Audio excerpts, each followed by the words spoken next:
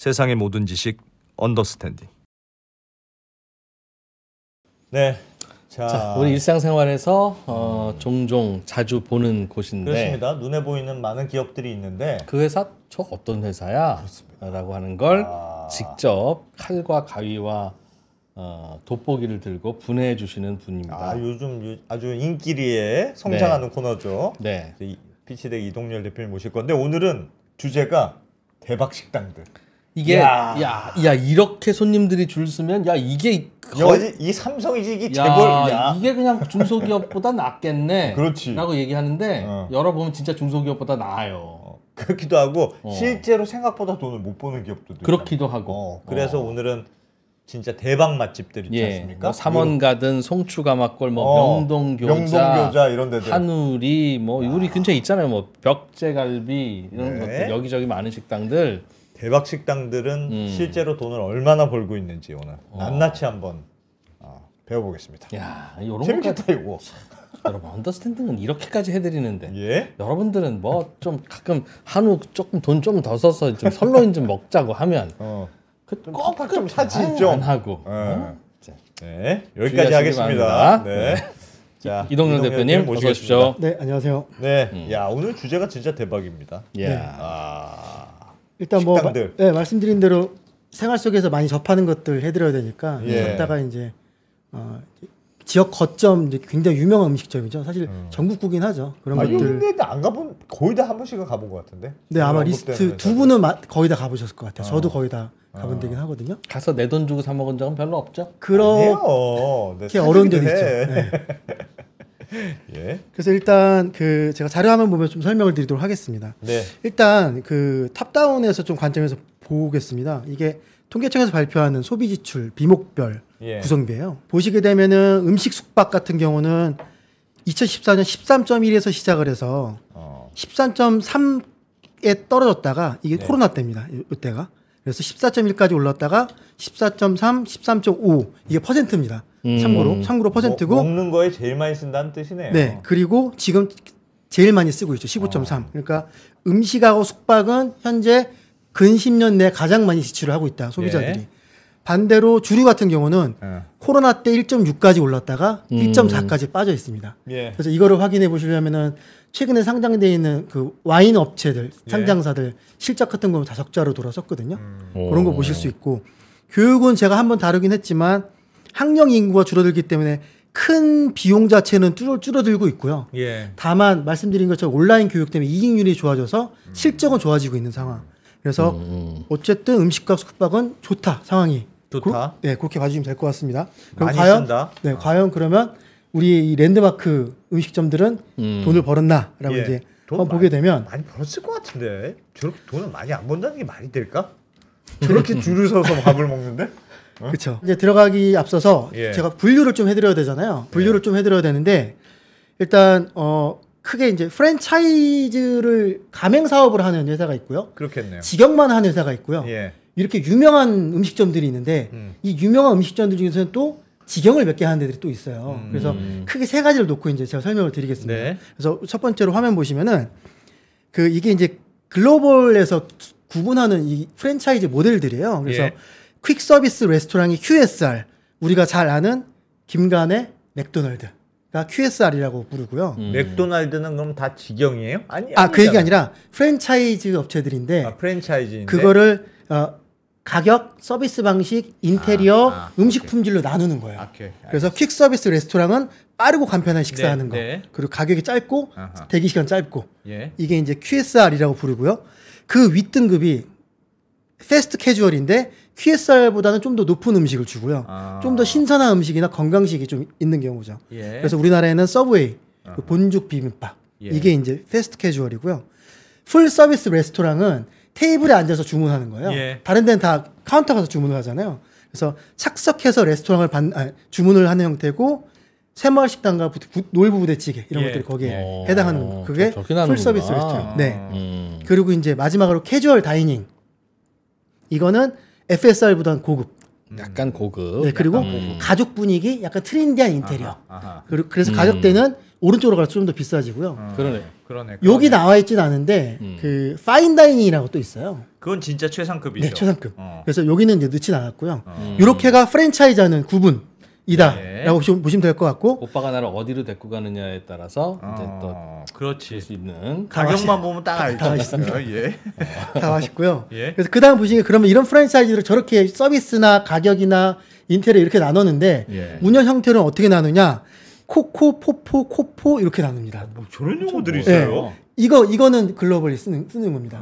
그래서 알아둬야 한국에서는 되겠네. 제가 기억나실지 모르겠지만 전에 나와서 프랜차이지로만 설명을 드렸잖아요. 네. 근데 프랜차이저라는 용어보다 사실은 이 컴퍼니 오운드, 컴퍼니 오퍼레이트, 회사가 소유하고 회사가 운영을 하면 코코라고 부르고요. 회사가 다 한다. 이게 직영입니다. 예를 들면 뭐 스타벅스 같은 게 그렇다고 알려져 스타벅스입니다. 있죠. 코코입니다. 네. 네. 포포는 프랜차이지, 그러니까 자영업자가 소유하고 있고 프랜차이지가 오퍼레이티드하고. 약간 독립성이 있는 거네. 네, 그러니까 브랜드만 프랜차이즈 공유하고. 매장이 내 돈으로 내고 운영도 내가 하는 거죠. 그렇죠. 대부분의 한국의 프랜차이즈는 포포입니다. 예. 그리고 아주 일부 맨 밑에 하나 있는 프랜차이지가 투자를 하고, 그러니까 가맹점주가 투자만 하고 본사에서 운영을 해주는 그런 경우도 게 있어요. 일부 있습니다. 편의점들 중에 저런 계약들이 좀 있어요. 제가 알기로는 편의점은 하프로 알고 있긴 합니다. 네, 맞아요. 네, 하프 네. 형태고, 요건 하프는 아니고 투자만 그러니까 돈만 들어오고 빠지고 프랜차이즈는 본사 운영해주는. 돈을 유치해서 운영하는 셈이군요. 네, 그러니까. 이런 거 보통 이제 초기에 프랜차이저들이 이게 하는 형태가 있는데 한국엔 널리 있지는 않습니다. 예. 그래서 이렇게 이제 나눠지고 있고 중간에 섞인 거고 네. 포코는 중간에 섞인 거고. 네, 그래서 이제 제가 이제 음식 카테고리 이렇게 나눈 거죠. 이렇게 나눴을 때 음식점 뭐 외식 프랜차이즈 포포해서 치킨 프랜차이즈 뭐 피자 햄버거 있고 외식직영 코코 이렇게 나와 있잖아요. 그래서 이제 오늘 다룰 거 이제 맨 위에 있는 음식점 랜드마크 레스토랑이라고 하는 겁니다. 랜드마크 레스토랑은 뭐냐면 쉽게 얘기하면 지역 기반이긴 한데 워낙 유명해서 외부에서도 찾아오는 것들을 이제 랜드마크 레스토랑이라고 하거든요. 예. 그래서 기준을 이제 제가 리스트를 한번 보여드리겠습니다. 리스트를 보여드리면 여기가 왼쪽에 기업명이고요. 괄호친 데가 설립 연도, 서비스 시작 연도죠. 오른쪽이 브랜드, 음식점명. 송추가마골이 송추가마골 주식회사 송추가마골이 아니고 동경입니다. 동경이에요. 네네. 그리고 매출은 1,000원 단위입니다. 그래서 이게 1,000억입니다. 1,000억. 네, 1,000억. 사면, 그러니까 사면이 380억, 3원 가능이 360억이라고 보시면 될 것 같고요. 우와. 에비타는 82억. 그리고 에비타 이익률은 8.2%, 영업이익 58억. 이렇게 보시면 되고요. 기준을 설명드리면 본점이 오래된 기업 중에서 인지도가 높은 음식점을 제가 골랐고요. 그 중에 일부 직영점까지는 운영하는 건 제가 오케이를 했는데 네. 가맹 사업을 하는데 뺐습니다. 그리고 여기 빠져 있는 것 중에 엔타스라고 아시죠? 경복궁. 예. 경복궁. 네, 거기가 사실은 1등이에요. 매출이 제일 커요. 예. 근데 거기는 사실 그 면세점도 하고 그래갖고 약간 여기하고 결이 안 맞아서 면세점도예요? 네, 경복궁이랑 엄청 경복궁 비싼데. 면세점이라는 게 있습니다. 경복궁은 한식이고 예. 그거랑 근데 같이 있는 일식이 있는데 삿포로까지. 삿포로. 네, 그것도 다 그 회사 엔타스 회사 겁니다. 거요? 네, 엔타스 겁니다. 여기저기서 그거 하더라고. 네, 그래서 엔타스는 그래서 제외를 매출도 했고, 많고 돈도 잘 버는데. 네, 아니 근데 이 표에서 보여주신 표에 보면 명동교자 네, 이 에비타 이익률이 35%네. 뭐야? 네. 야. 저기 매출 278억에 100억이 남아요? 야. 그래서- 칼국수가 하니까 가성비 진짜 야. 짱인 거지. 그러니까 오늘의 사실상 이제 위너긴 한데요. 뒤에 우와, 설명을 드리겠지만 명동교자. 세상에. 네, 위너입니다. 여러 면에서 위너입니다. 야. 네, 위너고 와. 여기 빠져 있는 게 본수원갈비가 빠져 있습니다. 본수원갈비는 랭크는 벽제하고 꿈꾸는 이상, 갈비명가 이상 사이에 들어가 있고요. 예. 여기는 저희가 소개할 게 많아서 중간 정도 랭킹이라서 제가 제외를 했습니다. 그래서 야, 청담동 새벽집도 있구나. 네, 새벽집까지 딱 100억까지 딱 끊었어요. 야, 제가. 저기도 1년에 12억을 버네. 야, 근데 진짜 의외인 게 벽제갈비 봉피하면 되게 비싼 데인데 네. 이익률이 별로 안 높네. 제가 알기로는 고깃값이 제일 비싼 거는 벽제로 알고 있습니다. 비싸요, 그러니까 매우 비쌉니다. 네, 벽제. 벽제가 18만 원인가? 아마. 가격은 비싼데. 가격이 네, 비싸. 네, 네. 어. 벽제가. 그러니까 손님이 안 오고. 그러니까 고정비는 많고 직원 월급은 줘야 되는데. 그래서 그런가? 그래서 영업이익이 떨어지나? 한번 보시죠. 하여튼 한번 네, 보시죠. 알겠습니다. 야, 예. 네, 일단 이제 들어가기 앞서서 예. 기업을 볼 때 그러니까 제가 이제 심장 이런 거 표현을 많이 들었잖아요. 혈관 이런 거 자산 예. 얘기하면서 그 뼈대를 보는 것 중에 하나가 이제 현금 흐름을 보는 거거든요. 그래서 이제 화면을 쭉 보시면서 한번 스킴하시고 그 다음에 기업 하나씩 들어갈게요. 우선 동경 아까 이제 보신 송추가 막골 같은 경우는 영업활동 플러스 투자활동 현금흐름 플러스 재무활동 마이너스죠. 이거는 은행에 있는 예금이나 단기예금 빼오고 영업활동에서 돈 벌고 있는 걸로 지금 은행 부채를 갖고 있다라는 구조로 보시면 될 것 같고요. 그래서 3위원하고 동일한 구조고요. 3원가드는 영업활동으로 마이너스, 그렇기 때문에 자기가 벌어놓은 돈, 예금이나 단기 상품 찾아서 돈을 갖고 있는 형태라고 보시면 될 것 같고요. 명동규자는 영업활동 플러스, 그리고 투자는 하고 있고, 그 다음에 은행 대출도 받고 있는 아주 좋은 형태의 아주 좋은 그림이네요. 네, 그래서 그런 형태고, 한우리는 돈 벌어서 투자도 하고 빚도 갖고 있고 그런 형태라고 보시면 될 것 같습니다. 그래서 마찬가지로 이제 갈비명가나 암소갈비나 이렇게 이제 크게 흐름을 한번 보시고요. 일단 동경부터 시작을 하겠습니다. 동경은 말씀드린 것처럼 금융자산 회수에서 지금 돈을 갖고 있는 상태고요. 보시게 되면은 에비타 마진이 이게 코로나 영향을 받지는 않은 것 같아요. 왜냐하면 코로나 영향을 받았는데 2019년 높았다가 2020년 떨어졌다가 올라오는데 여기는 크게 변동이 없는 거 보니까 직접적으로 매출에 타격은 받지는 않았지만, 근데 밑을 보면 이익에선 깨졌거든요. 그래서 아예 피해 가지는 않은 것 같다라고 보시면 될 것 같고, 그런데도 불구하고 482억 원 하던 회사가 1000억까지 올라왔는데 이익률은 크게 올라오진 않았다. 그러네요. 네, 그래서 여기서는 비용에 관련된 대부분 것들이 고정적인 성격보다는 변동적인 성격이 클 것이다. 첫 번째고, 두 번째로는 아마 온라인이나 커머스 같은 신규 사업을 그동안 준비를 하면서 비용이나 자금 같은 게 많이 들어갈 것이다. 이렇게 추정을 해볼 수 있습니다. 뭔가 지금 다른 짓을 하면서 뭐가 이익이 안 좋아진 것 같네요. 그래서 매출 증가율은 사실은 탑3 안에 들어가는데 이익률은 높지는 않은 겁니다. 평균이 에비타 12%, 영업이익 10%인데 거기도 못 미치는 거니까 사실은 이익률 개선은 안 되고 있는 상황이다. 그래서 보시게 되면은 이제 왜 그런지를 보게 되면은 이게 판관비 비중이에요. 그리고 이게 그 매출 총 이익률입니다. 57%니까 원가율로 치면 43%, 42% 정도 되는 거죠. 이 정도 평균입니다. 근데 판관비 비중이 높습니다. 그러니까 판관비 비중이 50%가 넘어가면 이 매출 총이익률, 원가를 제외하고 65% 이상 나와야 돼. 거꾸로 얘기하면 원가가 35% 정도에서 끝나야 돼요. 네, 근데 여기는 판관비가 너무 높네. 너무 높아요. 너무 높고. 그러니까 10,000원짜리 팔면 5,200원이 종업원 인건비나 월세로 나간다는 맞습니다. 거잖아요. 맞습니다. 전기료 이런 걸로 다 나간다는 거고. 재료비도 아니고 심지어. 네. 그리고 옆에 보면 수익성 지표를 보시면 아시는데 ROIC라고 이제 투하 자본 수익률을 제가 이제 써놨는데요. 투하 자본 수익률이 올라가다 쭉 떨어지죠. 투하 자본 수익률이 이제 영업이익, 세후 영업이익인데 정확히는 영업이익에 어쨌든 뭐 유동자산, 유동부채 뭐 이런 것들을 다 그러니까 쉽게 얘기하면 가용자 가능한 자본들을 투자해서 얼마만큼 이익을 내냐를 보여주는 지표예요. ROIC가 떨어지고 있다는 거는 뭔가 투자를 하고 신규 사업을 벌린 게 지금 잘 안 되고 있다라고 나타나고 있는 거예요. 거기에 비해서 ROE는 반등해서 횡보를 하고 있잖아요. 근데 ROIC는 지금 떨어지고 있는 걸 봐서는 어쨌든 지금 쉽진 않다라고 이제 보시면 될 것 같고요. 네. 특이하네요. 뭔가 좀 헛발질을 하고 있는 느낌이네요. 살짝. 현재까지는 그렇긴 합니다. 뭐 내년부터 어떻게 될지 모르겠지만. 그다음에 삼이현이라는 기업은 제가 이제 사태는 준비해 오진 않았는데 부산에 있는 고깃집인데 여기는 매출이 382억인데 제품 매출 쉽게 얘기하면 뭐 밀키트나 이런 거 판 게 280억 대부분이에요.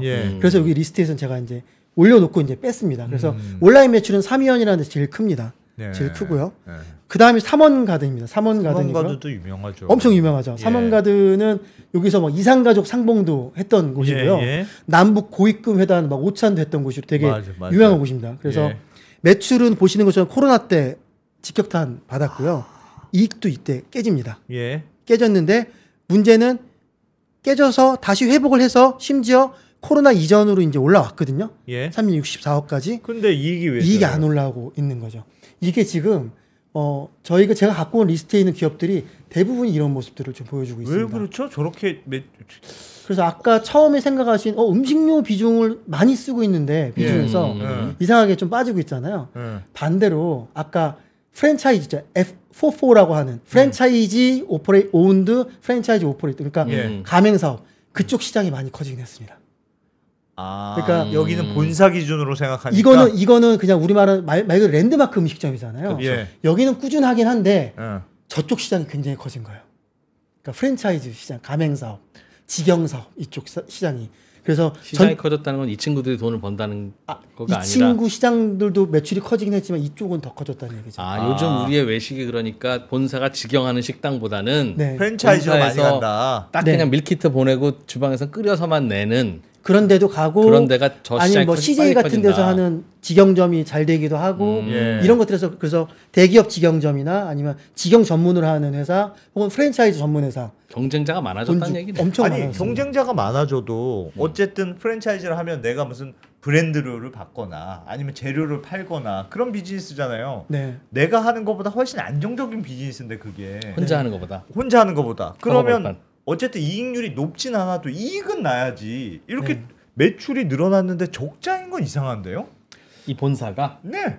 그래서 제가 뒤에 설명드리긴 할 텐데 코로나 전후로 인해서 여기 있는 대부분의 기업들이 그 시기에 예. 온라인을 시작합니다. 아. 밀키트를 팔고 막 SSG나 네이버 플레이스 같은데 예. 네이버 스마트 스토어 같은데 밀키트를 시작을 하고 여러 군데 제휴를 해서 다양한 걸 내놓기 시작하죠. 신사업을 하는 거군요. 그렇죠. 신사업을 했구나. HMR 사업 같은 것들을 시작하는 건데 진짜 요 영상은 한번 찍어둡시다. 안승찬 대표가 지금 아니 어떻게 기업이 적자가 나죠? 라는 질문을 했어요. 언더스탠딩 조금 흑자 난다고. 야 진짜 아니 너무한 거 왜냐하면 아닙니까? 프랜차이즈 한다면서 프랜차이즈. 네네. 프랜차이즈를 하니까 프랜차이즈 하는 그 점주 입장에서는 적자 많이 날 수 있지만 본사는 사실 적자 잘 안 나거든요. 프랜차이즈는. 네네. 그래서 뒤에 맨 끝에 제가 이제 표로 설명드릴 건데 매출 사이즈가 사실 어마어마합니다. 프랜차이즈 본사들은 같은 음식점이지만 우리가 생각할 때는 명동교자는 떼돈 벌 것 같잖아요. 예. 떼돈은 저쪽에서 벌고 있습니다. 저쪽이라면 프랜차이즈를 운영하는 식당, 본사들, 본점들. 그러니까 네. 다 그냥 메뉴 정해주고 간판 정해주고 이름 정해주고 당신들이 알아서 하세요. 로열티만 갖고 오세요. 하는 데가 요즘 장사 잘 된다는. 네네네. 그런 데가 직접 매출도 훨씬 본인들이 크고, 갈비 네. 굽고 하는 그런 본사 지경은 뭐 크게는 안 남고. 네, 그래서 삼원가드는 어쨌든 지금 현재 이런 상황. 근데 더 이제 저는 약간 심각하게란 표현보다는 좀 우려스러웠던 부분 중에 하나가 예.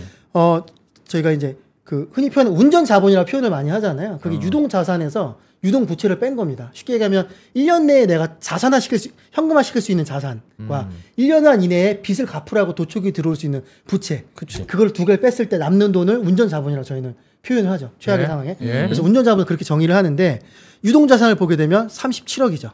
예. 예. 유동 부채를 보면 440억입니다. 어머나 어머나. 1년 이내에 내가 현금화할 수 있는 돈은 37억인데 예. 1년 이내에 갚아야 그러진 될 않겠지만 혹시 채권자가 땀만 먹고 흑심 먹고 돈 다 갚아 당장 하면. 라고 하면 440을 갚아야 되는데 현재는 갚을 수는 없습니다. 그러면 빚내서 뭐 가게를 사거나 설비를 사거나 그랬다는 뜻이네요. 당장 현금화할 수 있는 게 많지 않으니. 그러니까 현금을 계속 적자가 났잖아요. 예. 계속 적자가 나 있는 상황 상황까지. 적자가 계속 나서. 적자니까. 그리고 맨 밑에 이제 넷댓을 보게 되면 넷댓은 현금을 실제로 제외하고 이자를 내는 부채가 얼마 있는지 보는 건데 예. 그게 370억이죠. 그러니까 지금 있는 현금 다 써도 370억을 갚아야 되는 상황. 장난 아니네. 네. 그래서 유동자산에는 그러면 가게가 갖고 있는 부동산 이런 거는 아니 부동산은 그러니까 비유동자산이죠? 부동산은 여기 282억 여기 들어 있습니다. 네, 그래서 부동산을 이거는 공시지가로 들어갈 확률이 높긴 한데 팔면 더 어쨌든 나오긴 하겠죠. 네, 다 나오긴 하겠지만 급하게 파는 걸 감안해도 그 상황에 오면 안 되는 상황. 그렇지. 삼원가드는. 그래서 명성에 비해서는 생각보다 그러네. 빚이 많네. 유동성이 낮아져 있는 상태다라고 봐주시면 될 것 같습니다. 그래서 이 회사 주주 구성을 제가 좀 봤어요. 삼원가든. 네, 삼원가드를 봤는데 그 아버지 박수남 회장 그리고 박영식 대표 이렇게 두 명이 삼원가든을 갖고 있고 지분율은 32%, 28%. 그러니까 두 분이 합쳐서 50% 이상 들어있긴 해요. 근데 박영식 대표가 이제 위에 누나가 두 명 있어요. 한 분이 골퍼였던 박지은 프로님, 예. 그분이 한 분이시고, 남동생이 네, 하구나. 남동생이 하고 있는데 박영식 대표가 또 회사를 또 두 개를 하고 있어요. 큰 걸로, 작은 걸로는 더 하고 있고, 하나 또 SG 다이닐이라는 브랜드고요. 여기는 매출 135억에 손실 22억. 야. 여기는 박영식 대표 지분율 70%. 박영식 대표 입장에서 이게 잘 돼야 돼요.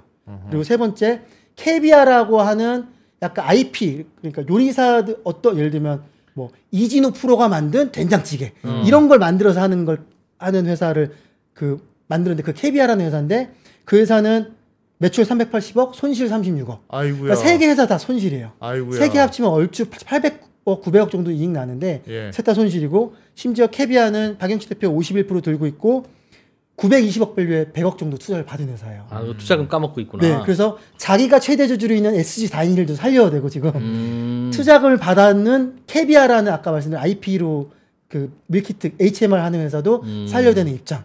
그리고 지금 삼원가드는 예전 명성과 다르게 유동성이 낮아져 있는 상태.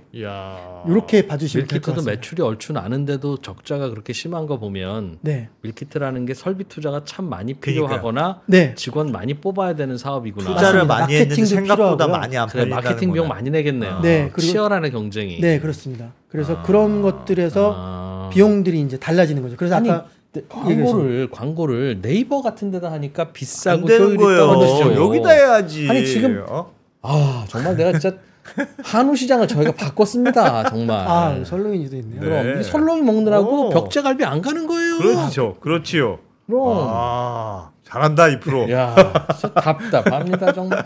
네, 계속 듣겠습니다. 예. 네, 그래서 이제 그 다음 저희가 소개드린 기업은 이제 좀 안 좋은 기업, 그러니까 예. 좀 부진한 기업을 봤으니까 좋은 기업을 보게 되면 명동교자입니다. 명동교자. 네, 여기는 정말 진정한 제가 볼 때 카테고리 힐러인 것 같고요. 네. 일단 화면 한번 보시죠. 명동교가 그렇게 잘해요? 명동교자도 야, 뭔가 그래프가 예쁘네. 코로나의 그런 타격을 안 입진 않았어요. 예. 영업 손실이 나긴 했습니다.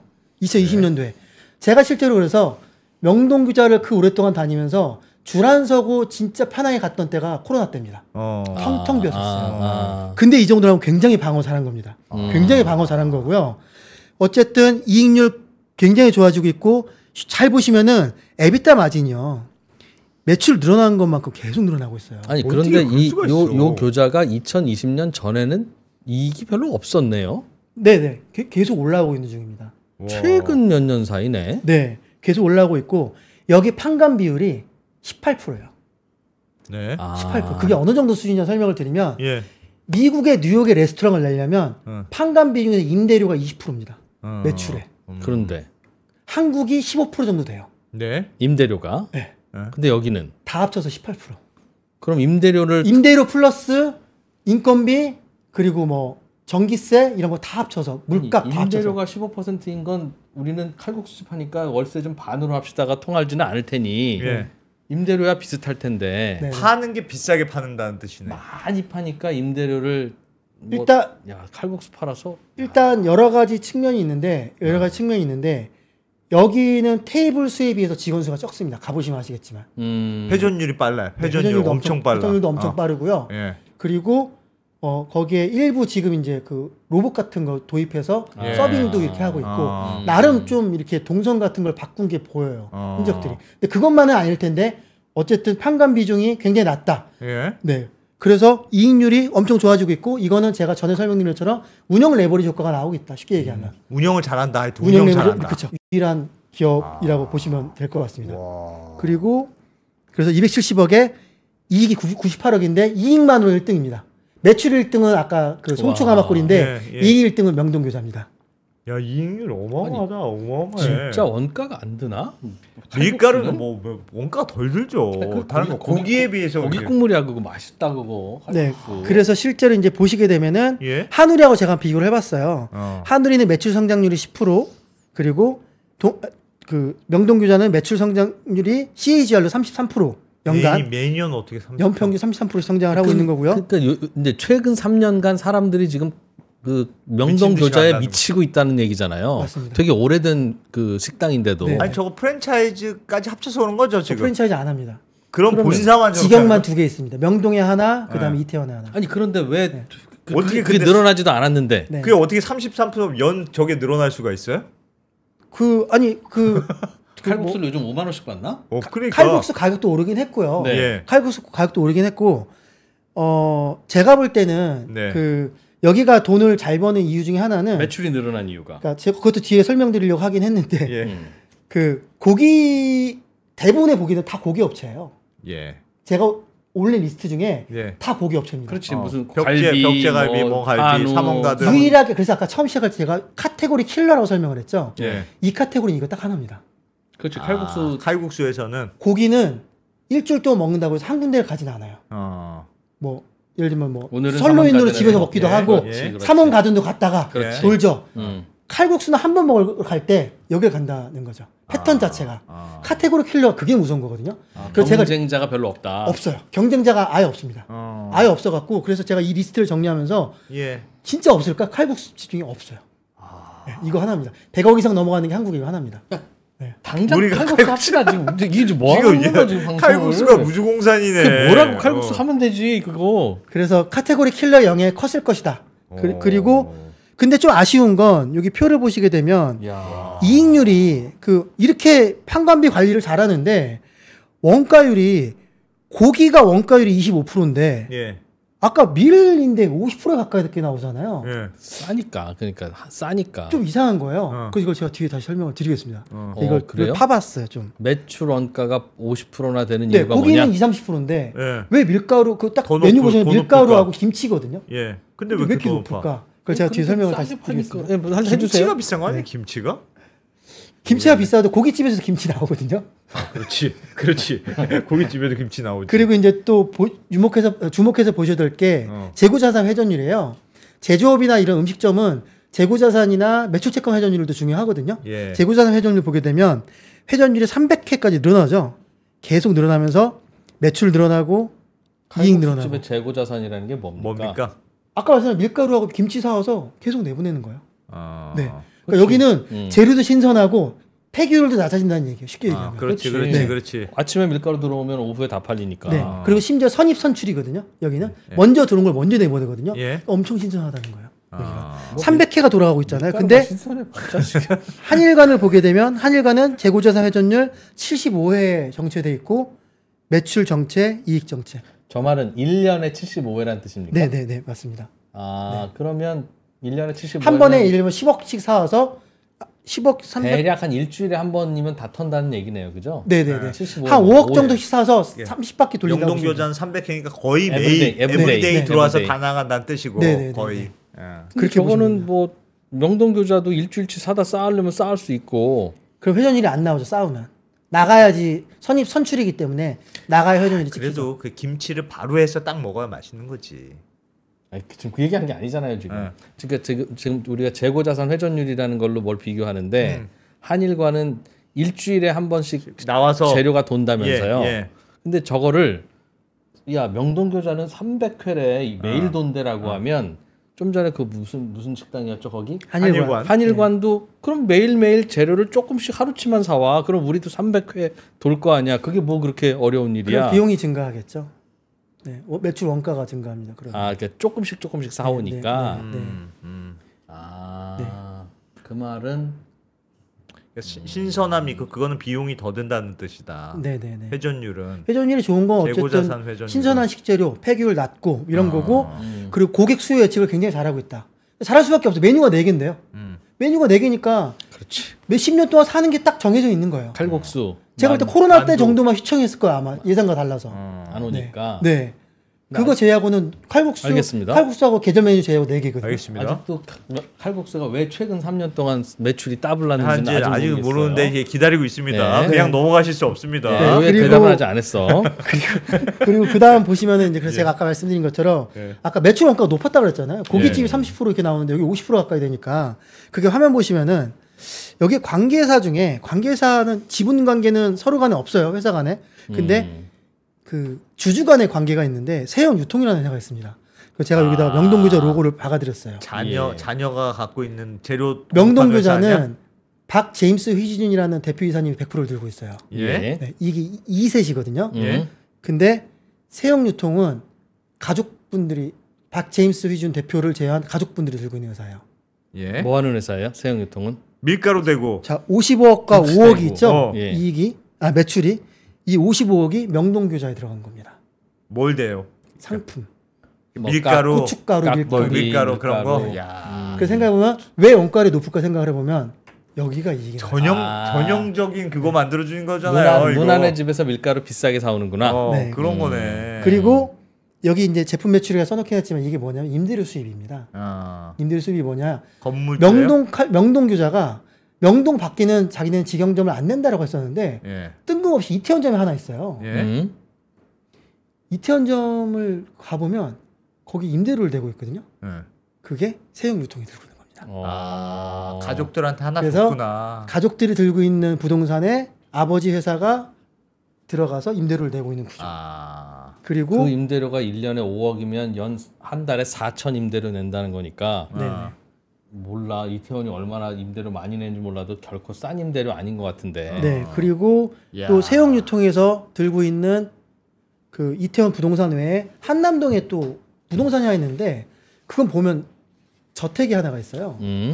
네, 그래서 제가 볼 땐 그거는 상업용이 아니기 때문에 가족분들이 거기 사시지 않을까라고 추정은 됩니다. 아니 근데 그러면 네. 아니 근데 가족들이 회사 돈으로 그렇게 살아도 그렇게 되나요? 제 추정입니다. 근데 근데 그 부동산이 있는데 부동산 주소를 찍어서 로드뷰를 봤을 때는 단독주택이야? 주변에 저택가입니다. 저택가 한남동 거기 진짜 저택이 있거든요. 아니 그러면 예를 들면 아까 무슨 세영유통 네. 가족 회사한테 밀가루 받고 뭐 고춧가루 받고 그것도 비싸게 받아온다는 걸로 추정되잖아요. 추정하는 거죠, 제가. 예, 그냥. 그러니까 그 재료비가 많은 거 아닙니까? 네. 판관비는 18%인데 네. 재료비가 50% 가까이 나오니까. 그런데도 불구하고 100억씩 남는 거예요? 그럼 제대로 했으면 얼마가 남는 거야? 아니 그게 놀라운 거야. 그렇게 하는데도 그렇게 많이 남아? 포인트가 그렇게 할 수도 있겠네요. 그래. 근데 우리는 지금 그래서 제가 승자라고 얘기했어요. 많이 남는 걸 비난할 필요는 없어요. 그렇죠. 많이 남는 이유가 전 되게 부러운데요. 아니 손님이 많아서 많이 남는 거고 네네. 한 그릇에 마진이 많더라도 그거 먹으러 오니까 누가 칼 들고 먹으라고 협박한 게 아니니까. 예. 신기한 거죠. 신기한 거. 네네. 우째 그렇게 칼국수를 네. 이게 지난 20년간 매년 50억씩 벌었습니다라고 하면 아이고 몰라봤네 싶었는데 3, 4년 전만 하더라도 간신히 흑자를 낼까 말까 했던 업체가 물론 세영에서는 흑자 냈겠죠. 그러나 최근에 갑자기 우리 국민들이 왜 이렇게 명동교자를 많이 간 거예요? 그러니까 아까 전에 보면 명동교자 그 매출 상승률도 완전 수직으로 올라가잖아요. 예를 들면 명동에서만 하다가 이태원점을 냈어. 그러면 계단으로 이렇게 올라갈 수는 있는데 어떻게 매년 이렇게 올라가냐는 거예요. 매장이 똑같은데. 네. 이태원점이 자리 잡으면서 올라갔나? 이태원점이 자리에 이태원점 제가 가보진 않았는데 층수가 3층인 것 같더라고요. 이태원점 3층이고 그리고 원래 명동에 2개 있다가 최근에 명동이 본점을 오픈했어요. 자기네 빌딩 같더라고요. 거기에 3층짜리를 또 올렸구나. 네. 매장이 커졌네. 매장이 예전에 2층짜리였나 그랬을 거예요. 명동 1호점이 자리가 없어서 못 먹었다는 뜻이네요. 네네네. 실제로 가면 제가 말씀드렸잖아요. 저는 항상 줄 서 먹었는데 줄 안 서 유일한 기간이 코로나 때였다. 늘리면 그냥 또 꽉 차고 늘리면 꽉 차는구나. 그래서. 네. 사실 어제도 제가 갔는데요. 2호점은 줄 서 있고요. 1호점도 꽉 차 있더라고요. 네, 줄은 안 섰지만. 아니 뭐 먹어봤더니 맛있긴 해. 명동교자 솔직히 맛있죠. 근데 맛있죠. 칼국수가 다 맛있으면 아니야. 명동교자는 맛있긴 맛있어.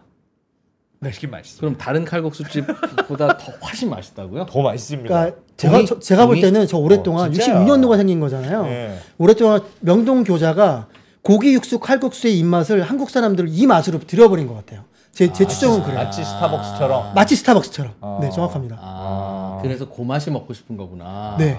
저도 이상하게 바지락 국물보다는 뭐 논행이나 육수가 더 좋긴 합니다. 여기 비둘기 좋긴 합니다. 그렇지.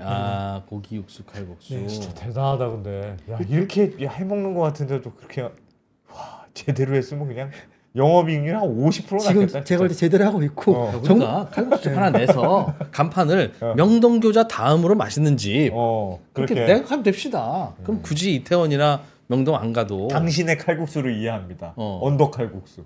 그러든가. 그렇게. 야. 일단 한우리 좀 할까요? 알겠습니다. 네. 제가 좀 마음이 좀 조급해져갖고 시간이.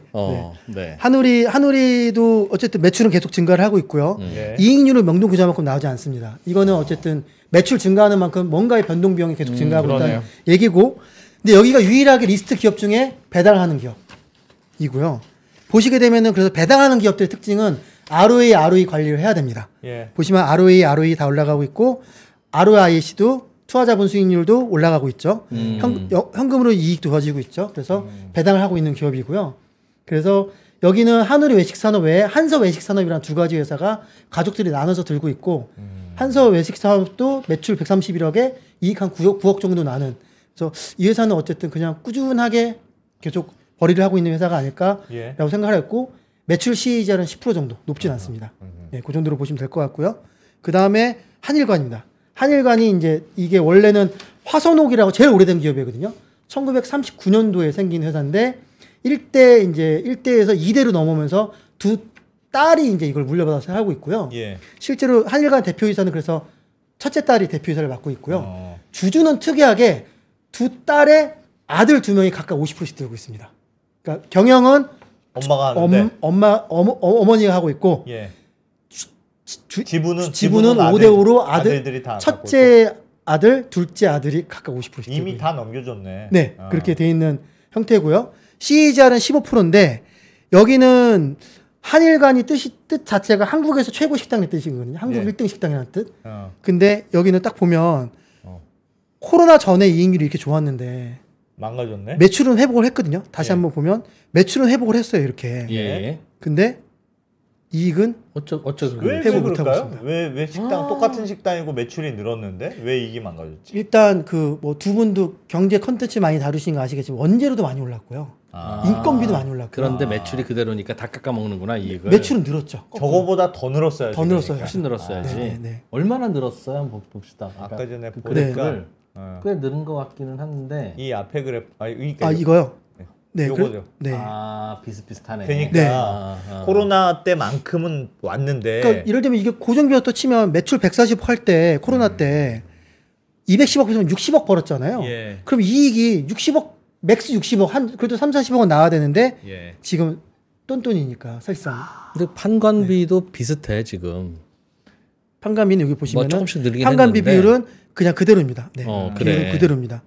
마진도 60%면은 괜찮은 편입니다. 나쁘지 않습니다. 네. 네, 그러니까 그런데 원가가 40%라는 얘기니까 그러니까 이익이 얇았구나. 이익이 얇습니다. 이익이 그러니까 얇은 조금 상황이고. 비틀어지면 적자로 돌아서는. 네, 그래서 삼원가든 벽제갈비 그다음에 한일관이 제일 이익률이 낮은 기업. 언더스탠딩 조심하세요. 그 코딱지만한 이익은 금방 비틀려지면 저렇게 된답니다. 명심하겠습니다. 네. 그리고 벽제갈비는 말씀드린 것처럼 생갈비 1인분 200g이 16만 원인 예. 곳이고 정말요? 네, 설악국 등심 100g이 95,000원. 제가 볼 때 이 리스트 중에 제일 비싸거든요. 저도 2번 딱 가봤는데 제가 눈으로 못 가봤고. 야. 네. 근데 여기가 그 재무제표 한정 의견이 나왔어요. 재고 관련 이슈라고 돼 있긴 하고 그래서 여기서 다루진 않을 건데 좀 특이한 점 매출 원가가 이상하게 됐죠. 보면 40억, 70억 그냥 매출 느는 만큼 늘어나다가 40억 늘었는데 100억이 늘었잖아요. 그러네. 재고 측에서 뭐가 잘못된 것 같아요. 판관비가 대신에 훅 빠지고요.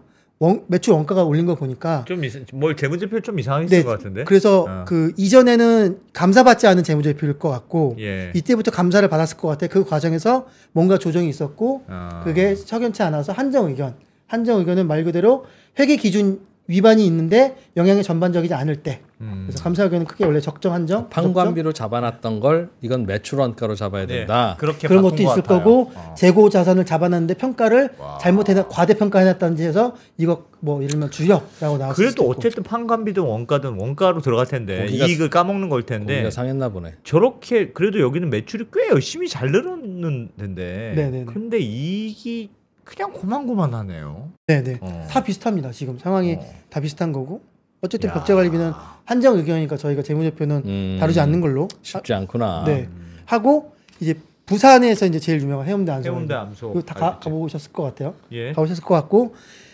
여기는 이제 좀 눈여겨봐야 될 게 여기 3대 여기도 지금 3대째 하고 있거든요. 예. 3대째 하고 있고 3대째 하고 있는데 매출이 150억 증가했다가 200억 갔다가 150억으로 다시 줄은 것처럼 어이구야. 보이는데 줄은 게 아니고요.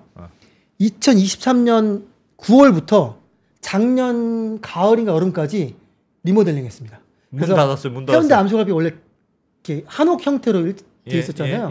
빌딩을 올렸던데 한 5층인가짜리로. 저도 바뀌고 못 가봤어요. 작년 하반기에 오픈했어요. 그래서 그거 감안하면 200억이나 200억 넘었을 겁니다. 저기도 자리가 모자라서 매출이 적지 공간만 있으면 너무 기대돼요. 더 매출이 팔아. 얼마나 에비타 이익률 한번 보세요. 여기도 이익률 장난 아니네. 고깃집 중에 제일 높습니다. 이익률이 어떻게 이렇게 높지? 이게 로얄티 높은 브랜드들의 전형적인 특징이거든요. 같은 고깃집인데 어떤 애들은 이익률이 안 나잖아요. 예. 여기는 이익률이 들쑥날쑥 하다가 상관없이 30% 이상 쭉 끌고 갑니다. 네. 굉장히 잘하고 있는 거고 이건 지역적인 장점도 한몫할 수 있을 거라고 봐요. 저는. 그럼 고깃집이 이익률이 안 나는 건 고기를 싸게 팔아서가 아니라 고기는 제값 받고 팔 텐데 종업원 등이나 월세에 들어가는 고정비를 뽑을 만한 매출이 안 나오기 때문인 거죠? 다 전략이 심플하게. 다른 것 같더라고요. 말씀하신 내용도 맞고요. 예. 그래서 원가를 줄였는데 판관비가 늘어서 이익이 안 나는 기업들도 있었고요. 예. 원가를 줄였는데 판관비를 줄였는데 원가가 높아서 안 나는 기업들도 있습니다. 그래서 그거는 고깃집이라서 똑같은 게 아니더라고요.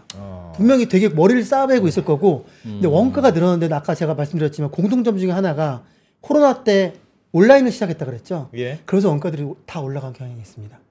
온라인을 시작했는데 네. 그러니까 그때 팔면서 마케팅도 하고 마케팅도 뭐도 하고 하고 제품도 개발하고 뭐 이러면서 기존에 음식점에서 쓰던 재료하고 거 다른 걸 또 이 팩을 만들어줘야 되잖아요. 예. 여기 들어오는 고기가 다르게 들어갈 수도 있고 그러다 보니까 제가 또 뒤에서 설명드렸지만 메뉴 수가 늘어지거나 그러게 되면 이익률은 떨어집니다. 네, 그거는 그렇게 보이더라고요. 그런데 해운대 암소갈비는 어쨌든 어떤 그 에피소드가 있냐면 이태원에 예. 해운대 암소갈비라는 게 한번 생긴 적이 있었어요. 예. 근데 그래서 그것 때문에 제가 알기로 해운대 암소갈비 광장인가 그 고용해서 뭘 했던 걸로 알고 있는데 해운대 암소갈비는 참고로 서울에 없습니다. 없고 3대째인 아들이 하는 윤해운대 암소갈비라는 게 있어요. 예. 그게 뉴욕에 먼저 진출을 했고 그게 한 100억 매출한다고 하더라고요. 뉴욕에서? 네, 근데 그건 여기 포함 안 돼 있는 것 같아요. 예. 아마 미국 법인일 것 같아요. 거기가 강남 신세계 1호점을 낸 걸 제외하고 그것도 작년이에요. 그러니까 사실은 서울에 없었죠. 근데 이태원에서 그렇게 했다가 이제 이름만 빌려가지고 네, 간판 내린 것 같아요. 지금 없고. 그래서 아까 말씀하신 것처럼 칼국수집을 명동 교조 이렇게 하면은 안 된다. 말씀드리고요. 그리고 이제 예. 무슨 비결이 뭘까? 그냥 갈비가 갈비고 칼국수가 칼국수지라고 생각하는데 예. 물론 조금 더 맛있는 거 그게 비결인가 봅니다. 사실 해운대 암소 거기 안 가봐서 내가 모르겠네. 그럼. 맛있다. 해운대 암소는 예. 저 개인적으로는 예. 진짜 맛있어요? 서울에서 해운대 암소갈비가 있었으면 예. 저 정도의 이익률을 유지하기 쉽진 않을 수 있었다. 왜요? 서울에도 맛있는 고깃집들이 너무 많습니다. 많으니까 네. 약간 저 해운대 암소갈비를 약간 좀 그런 것 같긴 하지만 네. 그런 경우가 있다. 다 맛있기 때문에 지금 말씀드린 기업들 사실 다 맛있고 지금 소개해드린 새벽집도 한때는 청담동 압구정동의 3대 등심이라 불렀거든요. 예. 무등산 그다음에 박대감 그다음에 청담 새벽집 네. 이 세 개가 제일 유명했고요. 가면 항상 연예인 있고 하던 이동규 했는데 대표님도 좀 놀았네. 잘 알아. 어떻게 그걸 압니까, 이동규 대표님? 아니 저는 이제 좀 음식점 많이 놀았지. 다녔으니까 그러니까 그게 놀았지 좀. 아니 음식점 많이 다녀서 그거 다 놀다가 새벽 4시에 와서 냉면 저는 먹고 새벽에 가진 않았습니다. 고기 굽고 그런 데인데. 아닙니다. 그래서 새벽집 다시 화면 보시면은 예. 새벽집이 좀 안타까운 게 제가 다녔던 데가 2000년대 후반이에요. 예. 2008년, 9년 뭐 이럴 때였던 것 같아요. 예. 그 증권사 재직할 당시에 그때 제가 받았던 충격은 고깃값이 너무 비싸다. 첫 번째, 두 번째는 너무 맛있다. 비싼데 진짜 맛있어. 비싸니까 맛있지. 너무 맛있었어요. 그랬는데 이렇게 맛있을 리가 없는데. 그때도 매출이 100억대였어요. 어. 지금 다시 매출을 보시면 예. 계속 그 100억의 그 굴레에서 벗어나지를 못하고 있어요. 성담 새벽. 심지어 코로나 때는 80억, 60억까지 내려옵니다. 아. 그리고 이익률은 계속 깨져 있고요. 맛있는데 진짜 맛있는데 진짜 비싼데. 지금은 제가 그래서 최근에 가본 분한테 물어보니까 예. 예전 그 맛이 아니야. 예전 맛이 아니에요? 그 맛이 아니라고 표현을 하는데 진짜 그 맛이 아닐 수도 있고요. 말씀드린 것처럼 다른 데서 올라간 것도 있죠. 네. 근데 최근에 이익률이 회복을 했네요. 그래도.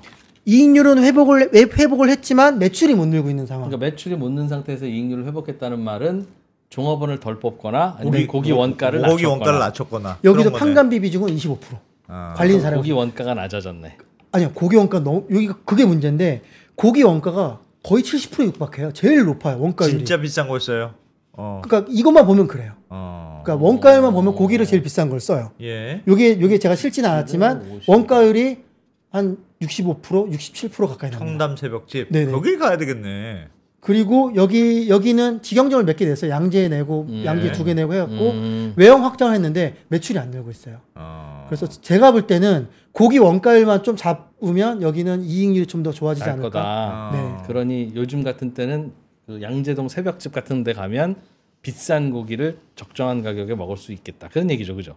원가 높으면 고기 먹는 게 우리는 장땡이지. 그렇지. 종업원 월급 많이 주는 데 가서 먹으면 맛있나? 네, 뭐 그렇게 볼 수도 있겠네요. 아니면 고기를 또 뭐 족한의 고기를 비싸게 사오는 수도 있지. 네. 그럴 수도 아까 뭐 있지. 세형 유통처럼. 네네. 뭐. 아 여기는 보니까 특수관계인과 거래가 따로 나와 있지는 않습니다. 세형유통은 그게 찍혀있기 때문에 제가 확인을 한 건데 여기는 찍혀있지는 않고 본인들도 홈페이지나 이런 데 보면은 전라도 지방 여러 군데에서 갖고 온다라고 돼 있긴 하더라고요. 알겠습니다. 그래서 비싼 거 갖고 오는구나. 그 다음 화면 보시면 이것도 간단하게 짚고 넘어가겠습니다. 이거 보면 마찬가지로 여기도 유동자산 18억이고 유동부채가 210억입니다. 여기도 계속 이 돈을 못 벌기 때문에 이런 상황이 발생한 건데 그래도 그나마 다행인 건 부동산. 제가 듣기로는 그 근처에 땅을 좀 갖고 있다고 들었어요. 주차장하고 부동산을. 새벽집? 네. 그래서 350억을 갖고 있다라고 보시면 될 것 같고요.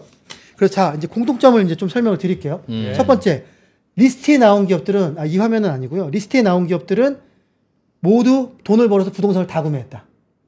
지금 제가 리스트에 아까 처음 보여 다 부동산 샀습니다.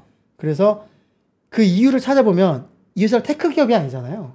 그리고 어쨌든 오프라인은 물리적 시간적 제한이 있고 그래서 임대료 리스크에 항상 노출돼 있고요. 그렇지. 그리고 두 번째로 사업 기반을 확장하려면 직영점을 내려고 해도 부동산이 필요한 거고. 그럼. 세 번째, 상권이 좋은데 젠틀리피케이션 때문에 쫓겨날 수도 있잖아요. 그렇지. 월세 올려달라고. 그거 올리려면 지금 현재 있는 사람나 근처를 사야 돼요. 새벽집은 지금 거기는 안 샀더라고요. 여기 매각됐어요, 작년에. 한성에 매각됐어요. 월세네요. 그 나가야 돼요. 새벽집 옮길 겁니다. 아이고야. 근데 그 근처에 부동산을 샀기 때문에 근처로 옮길 겁니다. 아마 제 추정은 그래요. 그래. 또 멀리 옮길 수도 없지 또. 그렇죠. 그러니까 이런 현상, 이런 게 가능한 거예요. 그래서 리스트에 나온 기업들은 모두 부동산을 들고 있더라. 그게 첫 번째 공통점. 두 번째가 이제 화면 보시면 화면 보시면 이게 기승전 부동산 메뉴 개수가 늘어나면 에비타 마진율이 낮아지는 걸 보여주는 겁니다. 이게 마이너스 0.79거든요. 상관관계거든요. 메뉴가 늘어나면 마이너스 0.78 정도 감소하고 있다라는 거예요. 그러니까 메뉴가 다양해지면 네, 메뉴가 다양해지면 이익률이 감소합니다. 명동교자의 교훈이네요. 네. 칼국수만 팔아라. 실제로 제가 그냥 요거는 제가 통계적으로 T테스트까지 해본 거긴 한데 단순하게 10개 넘는 기업들의 에비타 마진율은 28%고요. 10개 초과하는 기업들의 마진율이 8%예요. 저렇게 차이가 많이 나요. 저건 악순환이야. 우리도 메뉴 다양하게 하고 싶지 않아. 그런데 손님이 없으니까. 없어. 그러니까 이것도 팔아야 되고 저것도 팔아야 되고. 순두부찌개라도 해볼까? 이러면 손님이 있나? 김밥을 좀 말아볼까? 안 되기 때문에 넓히는 거죠, 사실. 뭐 그렇게 볼 수도 있지만 어쨌든 이거는 뭐 우리가 상식적으로 생각하기도 그러기도 하지만요.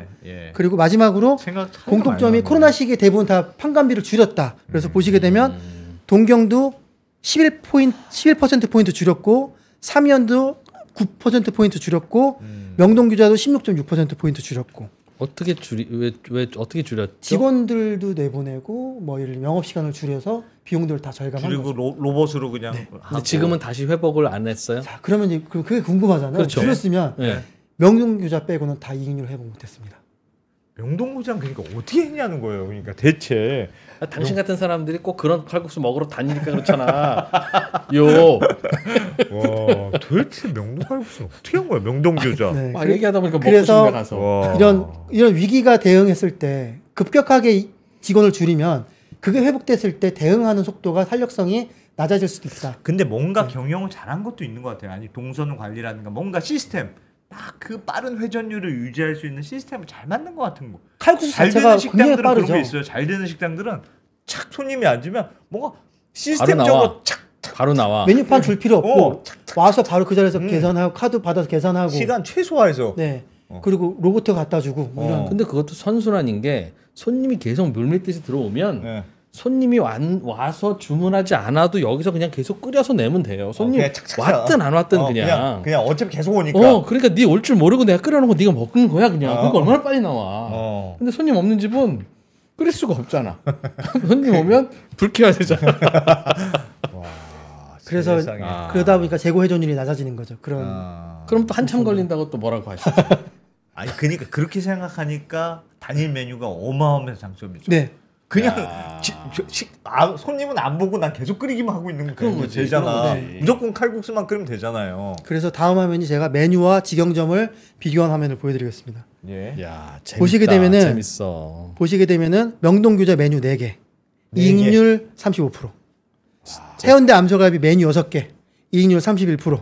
야, 저기도 적구나. 해운대 암소갈비도. 한우리 메뉴 46, 영업이익률 9%. 잠깐. 삼원가도 메뉴 41. 심지어 플러스 적어놓은 건 제가 세다가 너무 그러니까 많아서 기준을 모르겠는 거. 공깃밥의 종류가 있잖아요. 돌솥밥하고 따로 이게 애매해서 제가 하나로 하고 저거는 이동열 대표님이 직접 센 거죠? 네, 센 겁니다. 인터넷 검색해서 메뉴판 사진 네, 보고 네, 네, 와 노력이 대단하다. 데이터하는 사람들 이런 집념이 있어야 됩니다. 와. 그래서 어쨌든 메뉴가 많은 기업들은 이익률이 상대적으로 낮고 극단적으로 낮은 기업들은 이익률이 좋았다. 그리고 실제로 이걸 통계적으로 제가 기업들을 더 늘려서 해보니 아까 말씀드린 것처럼 메뉴가 늘어나면 이익률이 줄어드는 거는 통계적으로 확인이 되더라. 예. 상관관계로. 완전 메뉴네요. 네. 완전 메뉴. 맛과 메뉴네. 근데 직영점은 크게 관계가 없더라고요. 상관관계에서 약간 음이 나오긴 하거든요. 직영점 예. 늘리면 이익이 줄어드는 것처럼 보이긴 한데 예. 통계적으로 유의미하지는 않게 나옵니다. 많든 적든 이익률은 큰 차이 없다. 네, 근데 또 이상하게 또 보게 되면은 해운대 암소갈비는 2개, 어. 그렇죠? 명동교자도 2개예요. 이익률 좋은 데들이 다 35%, 31%가. 많이도 안 내네. 많이도 안 내. 네네네. 그래서 그렇지만 통계적으로 유의미하진 않다. 자, 그 정도로 봐주시면 될 것 같습니다. 우리 동네 명동 칼국수 이렇게 있으면 명동 교자 아닌 거죠? 네. 명동 칼국수. 교자는 명동 교자예요. 명동교자가 78년에 이름을 한 번 더 바꿨거든요. 그게 명동 칼국수에서 명동 교자로 바꾼 거예요. 명동 칼국수를 너무 많이 써서 이름을. 아. 그래서 명동 교자로 쓰고 있고요. 예. 근데 동네 명동 칼국수들은 저렇게는 안 될 거야, 그죠? 예. 아, 저 정도 네. 안 되죠. 안 되죠. 안 되죠. 제가 말씀드렸잖아요. 저거는 100억 이상 되는 진짜- 칼국수집을 제가 찾아봤다고. 저건 진짜 어마어마한. 네. 카테고리 킬러가 왜 없습니다. 여의도에도 유명한 그거 있잖아요. 콩국수집 있잖아요. 네, 네. 여의도에도. 네, 네. 그것도 그냥- 뭐야 그게 어디야? 그게? 그냥 가면 진주집. 콩국수만 주잖아요. 네. 제가 들었던 얘기는 그 진주집 본사가 삼성 옛날 삼성 네, 네, 본관 네. 뒤에 있잖아요. 형제가 운영하는 걸 형제가 운영하는데 들었습니다. 네, 네. 삼성이 그 건물을 확장하려고 강남 가기 전에 그 바로 뒤에 있거든. 삼성 본관 뒤에. 삼성이 가서 여기 좀 건물 좀 저희한테 파시겠습니까? 했더니 진주집에서 어디서 왔습니까? 삼성에서 왔습니다. 저건 얼마입니까? 우리도 안 그래도 우리가 이 건물 좀 사볼까 싶은데 저건 얼마나 하나 했다는 전설적인 이야기. 그 삼성이 결국 못 샀다는. 그러니까 그런 것들이 이제 저희가 이런 데이터들을 실제로 눈으로 안 보다 보니 예. 재벌일 거라 생각을 하지만 어. 이 마지막 화면을 제가 보여드릴게요. 그러면 마지막 화면을 제가 하늘 건너뛰고 야. 자 그러면 실제로 보여드릴게요. 랜드마크 레스토랑이 제가 리스트에 있는 기업들입니다. 매출이 320억이에요. 예. 진짜 재벌은요. 진짜 재벌은 커피 프랜차이즈 하는 데랑 피자 햄버거를 하는 데랑 하다못해 본죽 같은 한식 프랜차이즈 하는 데가 매출이 훨씬 큽니다. 아 저렇게 본사가. 뿌려야 된다. 네. 한식 프랜차이즈 본사가 어디냐면 명륜 진사갈비, 아. 한솥 도시락, 놀부, 채선당 이런 것들이 저게 저기 이제 가맹점 할래요? 그럼 하세요 하고 막 나눠주는 거죠. 네네네. 외식 직영은 뭐냐면 이게 CJ 푸드빌, 아웃백 스테이크, 경복궁, 강강술래, 네. 써넷푸드 이런 것들이 외식 직영입니다. 외식 직영. 직영을 그래서- 해도 영업이익률은 비슷하고 네, 프랜차이즈를 영업이익률은 해도 비슷하네요. 네, 영업이익률은 비슷하고 원가율도 비슷하고 원가율도 물론 좀 낮긴 하지만 뭐 그렇게 드라마틱하게 차이는 안 나죠. 근데 매출은 차이가 크죠. 한식 프랜차이즈로만 바꿔도 매출이 3배로 늘어나고 아. 이거를 전문적으로 직영을 하게 되면은 6배 가까이 나는 거고. 그러니까 뭐 내가 자영업을 하고 음식 사업을 하고 싶다 그러면 내가 혼을 갈아서 유명한 셰프를 불러다가 무슨 제대로 된 식당을 한번 해보리라라고 하면 그거는 큰 돈은 못 법니다. 그런 얘기네요, 그죠? 그런 표현보다는 아까 말씀하신 것처럼 아, 저 집은 진짜 재벌이겠네라고 했지만 예. 그 정도 재벌은 아니지만 돈은 정말 잘 벌고 있다. 왜냐하면 이 정도 제가 지금 딴 데와 비교해서 그렇지 코스닥 상장사들 중에 저거보다 매출하고 이익 적은 데가 더 많습니다. 굉장히 수두룩합니다. 그거에 비하면 굉장히 잘했고 하지만 그들이 그만큼 재벌은 아니다. 다른 비즈니스가 더 커지고 있고 랜드마크 레스토랑에 대한 얘기죠 지금? 네, 랜드마크 레스토랑. 표를 계속 좀 보여주세요, 피디님. 예. 네, 그러니까 빨간색 평균 매출 321억인. 네. 아 그렇지. 영업이익 30억 하는 코스닥 없는 경우도 많죠. 그럼요. 그래서 그거보단 잘하고 있다. 하지만 우리가 생각한 것처럼 떼돈을 번 건 아니다. 떼돈은 커피 프랜차이즈, 커피 뭐 프랜차이즈, 피자 프랜차이즈, 외식 직영, 그렇죠. 저기서 번다. 피자 프랜차이즈 본사들이 벌고 있다. 더본 이런 데서 많이 보는 거. 더보는 한식 프랜차이즈에 들어가 있죠. 예. 네. 그런 데서 벌고 있다. 그래서 아까 처음에 보여드렸던 그 소비자들이 외식 쪽에 지금 근 10년간 가장 많은 돈을 쓰고 있는데 예. 그 돈이 어디로 흘러가고 있냐를 하게 되면은 이런 데 쓰고 있다. 그러니까 칼국수만 먹진 않는다. 커피도 먹고 피자도 먹고. 그 사람들이 소비가 많이 늘었네요, 정말. 네. 그쪽으로 도대체 더 많이 가긴. 경기 하는구나. 어려운 건 어디서 어려운 거야, 그럼? 경기는 부동산이 어렵죠. 그 아까 소비 데이터 화면을 제가 다시 보여드릴게요. 그런 거 먹고 커피 마시고 소비 데이터를 보게 뭐예요? 되면 어디가 어려워? 여기 보게 되면은 네. 주거 수도 광열. 이건 비중이니까 모르는 거 아니에요? 아 이게 뭐냐면 예. 월 평균 255만 원 쓰다가요. 예. 10년 전에는 현재 280만 원 가까이 지출을 하고 있습니다. 예. 이 항목들에. 예. 거기에 퍼센트입니다. 아. 280만 원 중에 한 40 몇만 원 정도가 음식 숙박에 쓰고 있고요. 평균. 그리고 그다음 많이 쓰는 데가 교통. 교통은 우리가 못 하고. 그다음에 주거. 주거도 이거는 사실 교통은요. 어쩔 수 없죠. 정부에서 누르고 있는 그런 거니까 안 되고. 공공재라서 이거 누르고 있는 거고. 주거야 어차피. 주거 수도 광열은 누르고 있는 거고 주거비는 오를 수도 있겠죠. 예. 네. 그런 거 오르고 있고 그다음에 보건 오르고 있고. 네. 그러니까 이런 데서 오르고 있는 거죠. 언더스탠딩 그래서 저기 이제- 오락문화입니까?